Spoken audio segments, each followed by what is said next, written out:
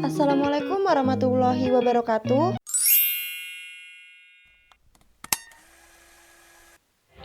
Perkenalkan, saya Alfiani Veronica Isabella, NPM 1951010074, kelas A semester 5 Prodi Ekonomi Syariah, Fakultas Ekonomi dan Bisnis Islam, Universitas Islam Negeri Raden Intan Lampung. Baiklah, di sini saya akan membahas mengenai metode penelitian dengan dosen pengampu Bapak Dr. Muhammad Iqbal Fasah, MEI. Apa itu metode penelitian? Metode penelitian adalah suatu metode atau cara tertentu yang dipilih secara spesifik untuk memecahkan masalah yang dilakukan pada suatu penelitian. Researcher merupakan orang yang melakukan penelitian atau mencari kembali.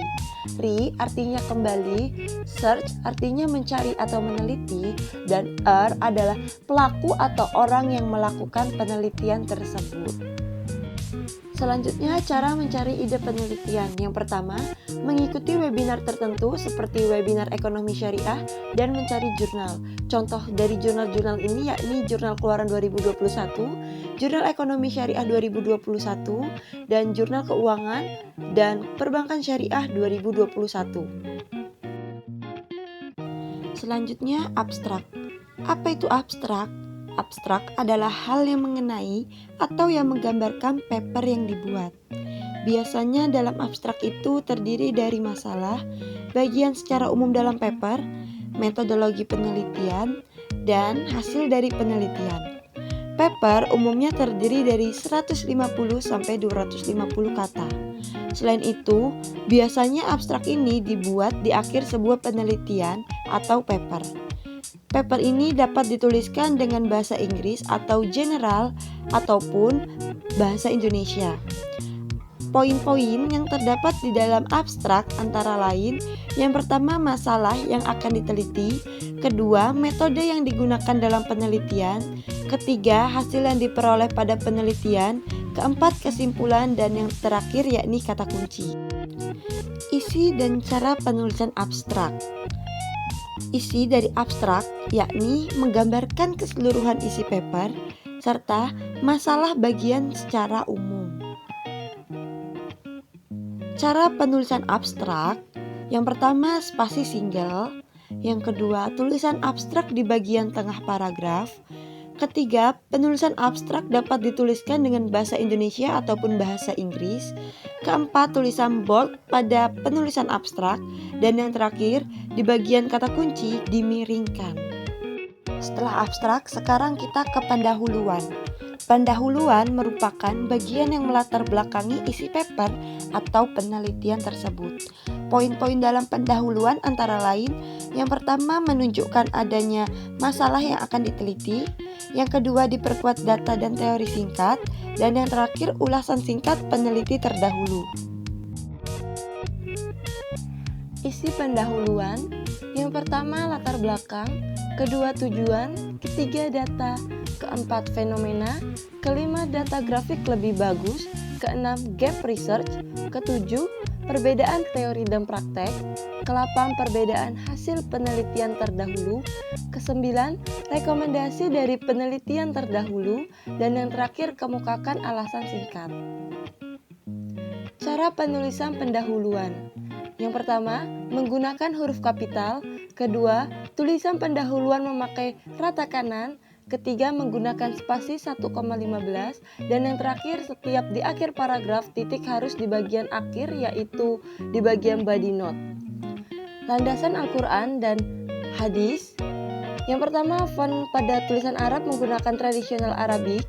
Kedua, isi dari arti menggunakan cetak miring dan agak menjorok ke dalam dari tulisan Arabnya.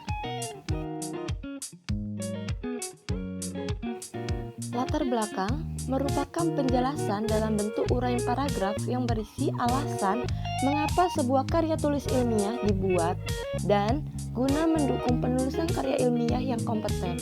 Maka, latar belakang yang baik harus disusun dengan detail dan kalau bisa disertai data atau fakta yang mendukung.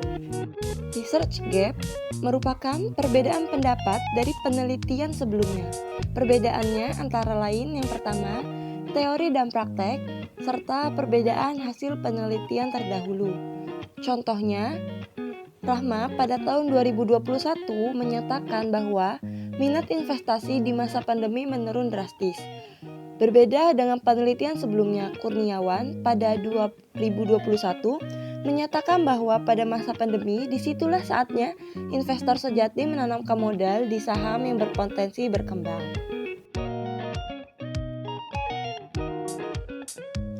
Penjelasan selanjutnya yakni mengenai pengembangan hipotesis. Hipotesis atau anggapan dasar adalah jawaban sementara terhadap masalah yang masih bersifat praduga karena masih harus dibuktikan kebenarannya.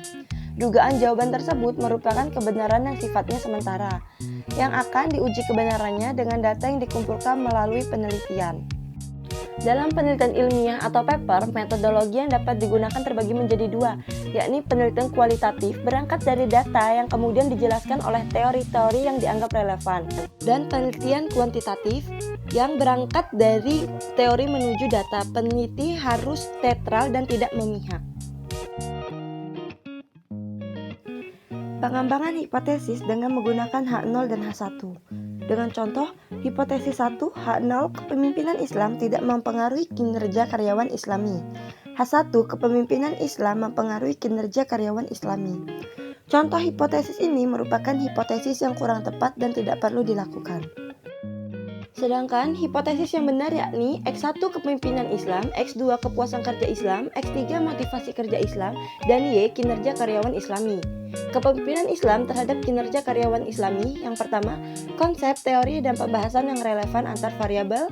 Yang kedua, kemukakan hasil penelitian yang mendukung dan tidak mendukung dan sertakan alasan mereka. Yang ketiga, kemukakan argumentasi dan tawaran hipotesis dari peneliti yang berangkat dari kesimpulan poin 1 dan 2 di atas. Sehingga H1 menjadi kepemimpinan Islam memiliki hubungan positif terhadap kinerja karyawan Islami. Sekian penjelasan dari saya, kurang lebihnya saya mohon maaf. Wassalamualaikum warahmatullahi wabarakatuh.